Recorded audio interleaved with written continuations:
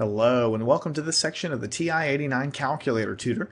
Here we're going to dive into the way the calculator handles matrices, or matrix math is another word for it. So in this section what we're going to do is learn how to create a matrix in the calculator, how to store one, and how to properly input one basically, and how to modify one once you have one in there. So it's kind of like just dealing with how to generate the matrices, and then in the subsequent sections to follow we're going to operate on those matrices, taking the inverse, taking the determinant, solving a system of equations with matrices. So the first thing you need to know is there's two main ways to input a matrix into the TI-89, and it just depends on how much of a rush you're in and what you're doing as to what you choose. They're both perfectly valid ways. The first way is to input the matrix directly into the command line. You can input it directly into the command line and just press the enter button and the matrix will go right up on the screen. So that's what I want to teach you first. And the way you do that is you need to use these brackets just like we talked about before.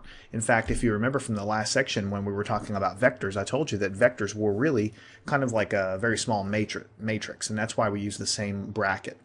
Now let's say you want to enter a 2 by 2 matrix. That means 2 rows and 2 columns. So the way you do that is the columns are separated by commas.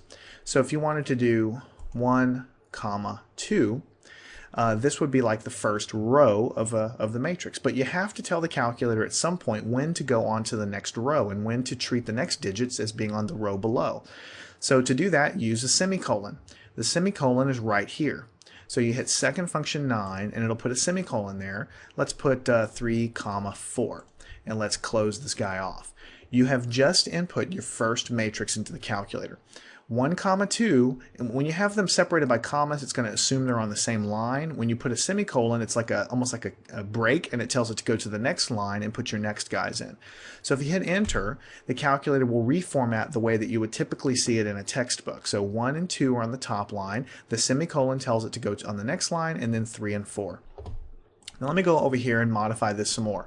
Let me put another semicolon like this, and let's put 5, 6. And I think you might be able to guess what's going to happen is it's going to go 1, 2, 3, 4 because of these two, and then the semicolon here tells it to go take a break again, 5 and 6. All right, now let me go and delete this guy.